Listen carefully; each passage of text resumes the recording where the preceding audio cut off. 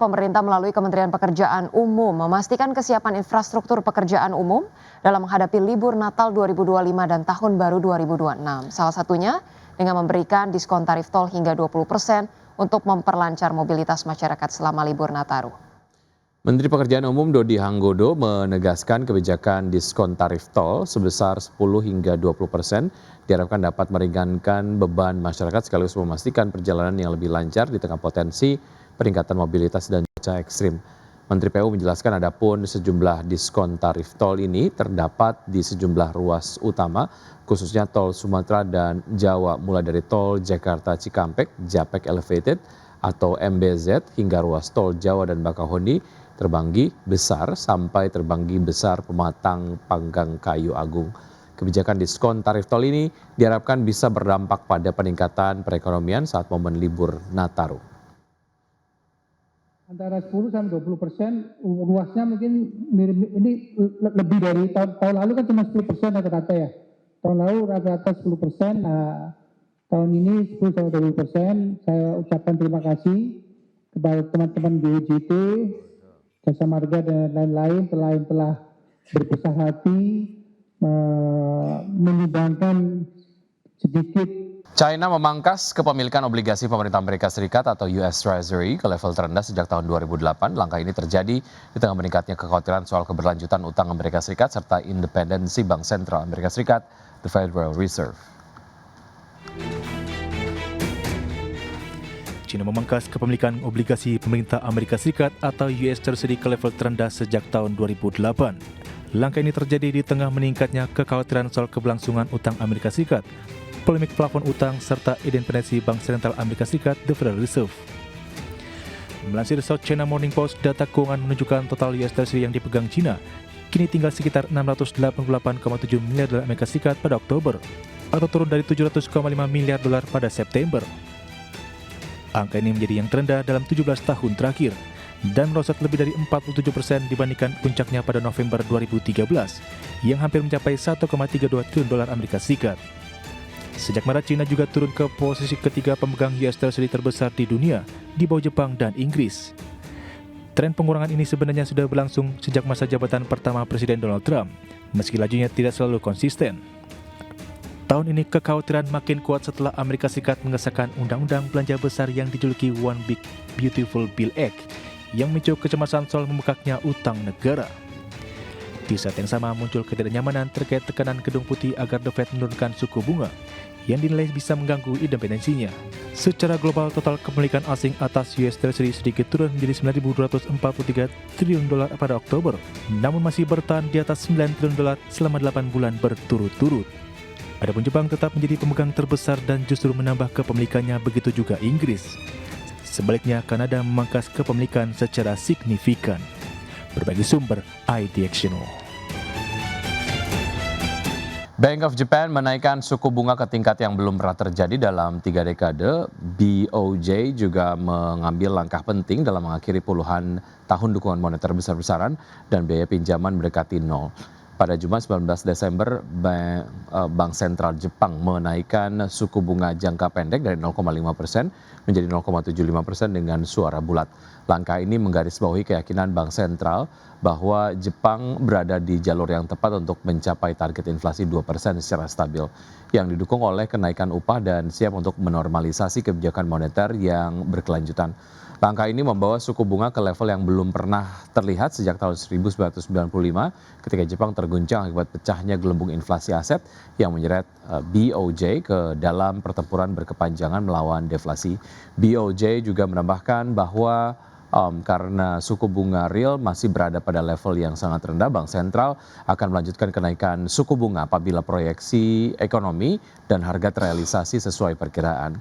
Meski demikian, Gubernur Bank of Japan Kazuo Ueda mengatakan Bank Sentral tetap berhati-hati dan tidak memberikan kejelasan terkait dengan waktu maupun besaran kenaikan berikutnya.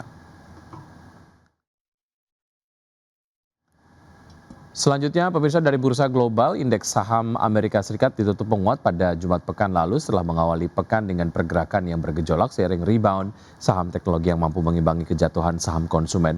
Saham-saham berkapitalisasi besar melanjutkan penguatan sejak Kamis ketika produsen chip Micron Technology menyampaikan proyeksi kinerja yang kuat yang kembali membangkitkan optimisme terhadap saham-saham terkait dengan kecerdasan buatan. Ya, pada perdagangan di hari Jumat, indeks Dow Jones Industrial Average naik 0,38% ke level 48.134. Indeks S&P 500 maksud kami 0,88% menguat ke level 6.834 dan Nasdaq Composite yang melonjak 1,31% ke level 23.307. Ya, sementara itu dari Eropa, indeks saham Eropa ditutup pada rekor tertinggi pada Jumat pekan lalu didorong oleh penguatan saham sektor pertahanan dan asuransi seiring meningkatnya optimisme investor menjelang berakhirnya tahun 2025. Indeks saham acuan Eropa Stoxx 600 naik 0,4% ke level 587,5. Kemudian DAX Jerman naik 0,37% ke level 24.288 dan FTSE 100 Inggris menguat 0,61% ke level 9.897. Emiten batubara PT Bara Multi Sukses Sarana Tbk atau BSSR kembali membagikan dividen interim ke pemegang saham dengan total mencapai 20 juta dolar Amerika atau setara dengan 127,41 rupiah per saham. Ya, adapun dividen BSSR di pasar reguler dan negosiasi pada 2 Januari 2026 dan di pasar tunai pada 6 Januari 2026. Ex-dividen pada pasar reguler dan pasar negosiasi pada 5 Januari 2026 dan pasar tunai pada 7 Januari 2026. Lalu tanggal daftar pemegang saham yang berhak atas dividen adalah 6 Januari 2026 dan tanggal pembayaran dividen interim akan dilakukan pada 15 Januari 2026. Perseroan melakukan pembayaran dividen berdasarkan data keuangan per 30 September 2025, di mana laba bersih yang dibukukan tercatat sebesar 61,5 juta dolar Amerika. Adapun pembagian dividen interim kali ini merupakan pembagian dividen interim kedua yang dilakukan, di mana sebelumnya pada November lalu, perseroan juga membagikan dividen interim sebesar 35 juta dolar kepada pemegang saham.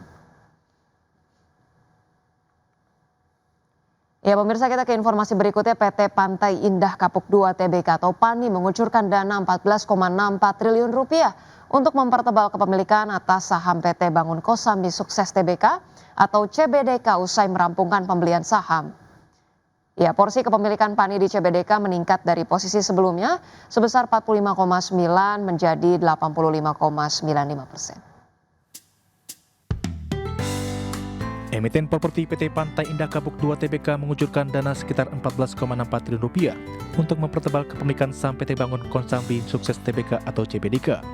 Berdasarkan laporan keterbukaan informasi, PANI meningkatkan porsi kepemilikan di CBDK menjadi 85,95% atau melonjak dari posisi sebelumnya yang sebesar 45,90%. Transaksi ini dilakukan melalui pembelian bertahap sebanyak 2,27 miliar unit saham tambahan pada harga pelaksanaan Rp6.450 per saham.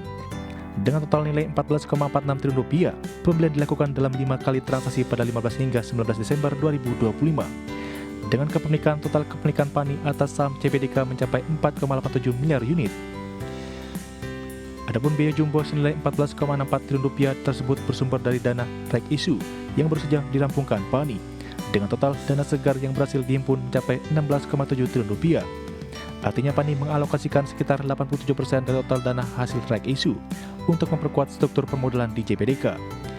Sisa dana direncanakan akan digunakan untuk menambah penyertaan di entitas anak lain seperti PT Panorama Eka Tunggal, PT Cahaya Inti Sentosa, dan PT Karunia Utama Selaras. Presiden Direktur PANI Sugianto Kusuma atau Aguan menegaskan bahwa peningkatan investasi di CBDK merupakan bagian dari strategi jangka panjang untuk memperkuat fundamental bisnis. Fokus utama dari akuisisi ini adalah penguatan aset yang mampu menghasilkan pendapatan berulang. Berbagai sumber untuk IDX Channel.